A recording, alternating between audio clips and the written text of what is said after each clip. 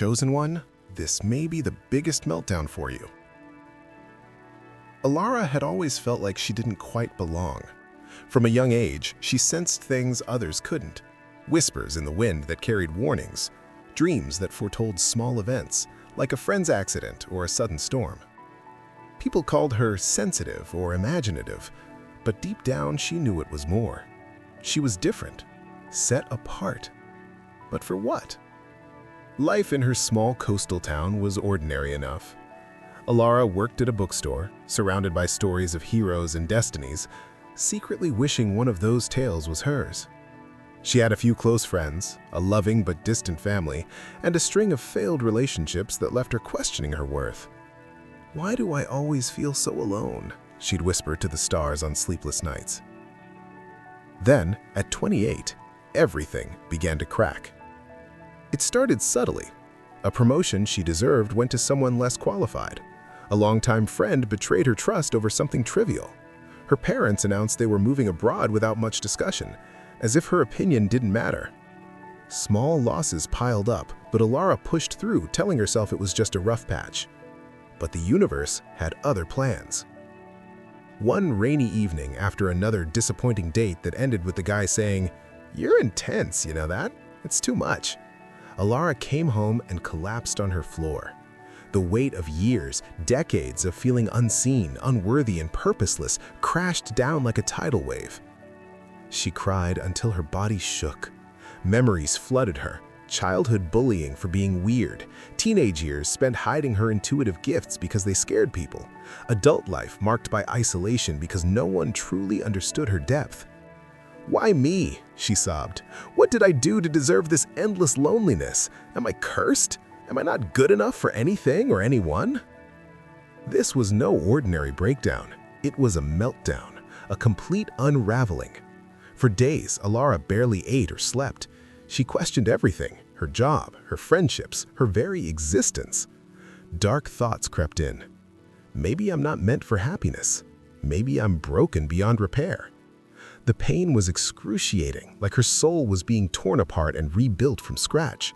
She felt abandoned by the world, by God, by whatever force had made her this way. In the depths of this despair, something shifted. One night, exhausted and empty, Alara sat by her window, staring at the moonlit ocean. A voice, not audible, but deep within her heart, whispered, "Chosen one." She froze. It came again, clearer. "Chosen one, this may be the biggest meltdown for you, but you're worthy." Tears flowed anew, but this time they were different. A warmth spread through her chest, like light piercing through storm clouds. Visions flashed in her mind. Glimpses of her past lives, moments where she'd helped strangers without knowing why, times when her mere presence calmed chaotic situations. She saw herself as a beacon, a light worker sent to a world in darkness. The meltdown wasn't punishment, it was purification. All those years of feeling different, it was because she was chosen, selected by the divine for a higher purpose. The isolation prepared her to stand strong without needing external validation.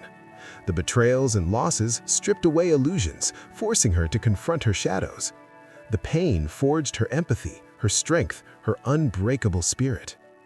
"You are worthy," the voice echoed, "worthy of love, of purpose, of the greatness within you.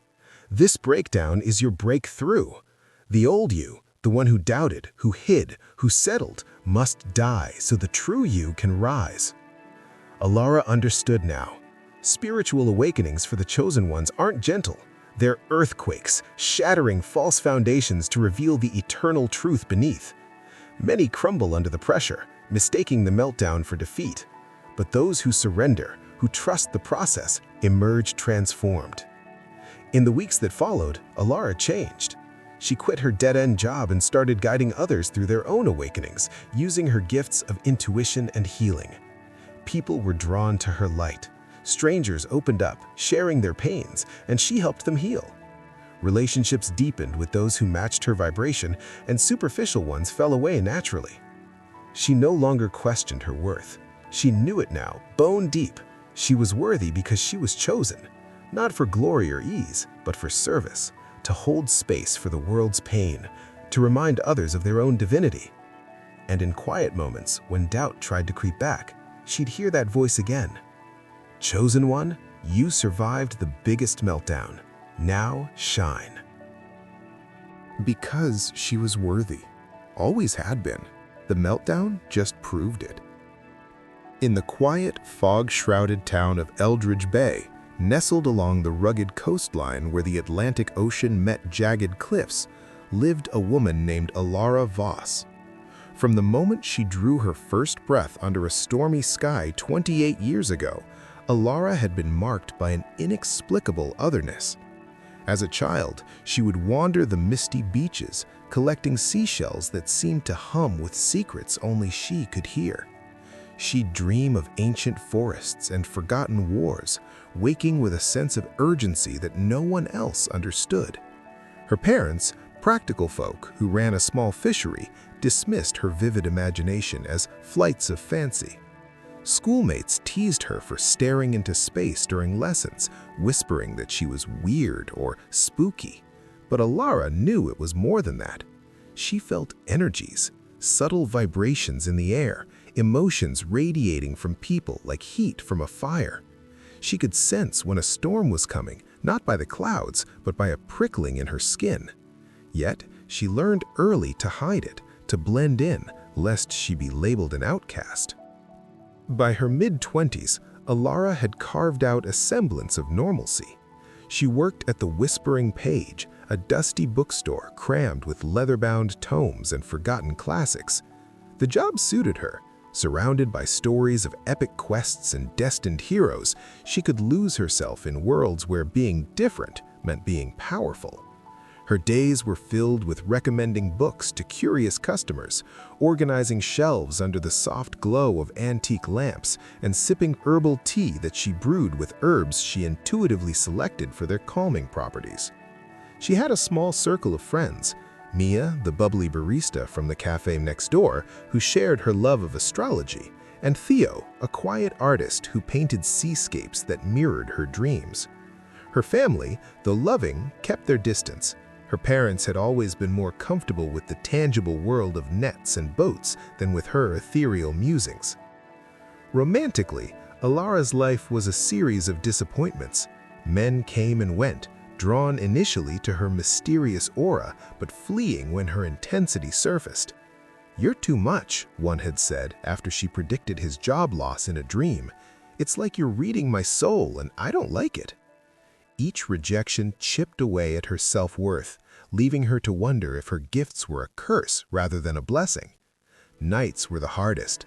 Lying in her small apartment overlooking the bay, she'd gaze at the stars, pleading for answers. Why me? What am I here for? The silence was deafening, amplifying her loneliness until it felt like a physical ache.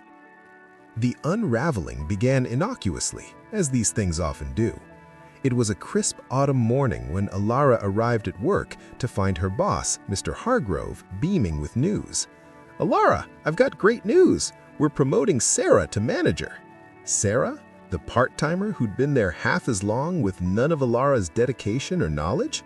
Alara forced a smile, but inside something cracked. Why not me? I've poured my heart into this place. That evening, Mia canceled their plans for a girls' night, citing a last-minute thing that Alara's intuition screamed was a lie. Digging deeper, she discovered Mia had been gossiping about her weird vibes behind her back. Betrayal stung like salt in a wound. Then came the call from her parents. "We're selling the house and moving to Florida," her mother announced over the phone, her voice casual as if discussing the weather. "We need the sunshine in our old age." No consultation, no consideration for how it would uproot Alara's sense of home. "But what about me?" she asked, her voice trembling. "You'll be fine, dear. You're independent." The dismissal hit hard, echoing years of being overlooked. The final straw was a date with Lucas, a charming accountant she'd met online. The evening started promisingly, laughter over dinner, shared stories under the stars. But as they walked along the beach, Alara felt a wave of vulnerability and shared a glimpse of her intuitive side. "Sometimes I just know things," she confessed. Lucas paused, his expression shifting. That's intense. Like, too intense for me. I need someone normal. He left her standing there, waves lapping at her feet as the first raindrops fell. That night, back in her apartment, the dam broke. Alara slid down the wall, clutching her knees to her chest as sobs racked her body. The rain outside mirrored her turmoil, pounding against the windows like an accusatory drum. "Why does everything fall apart?" she cried into the emptiness.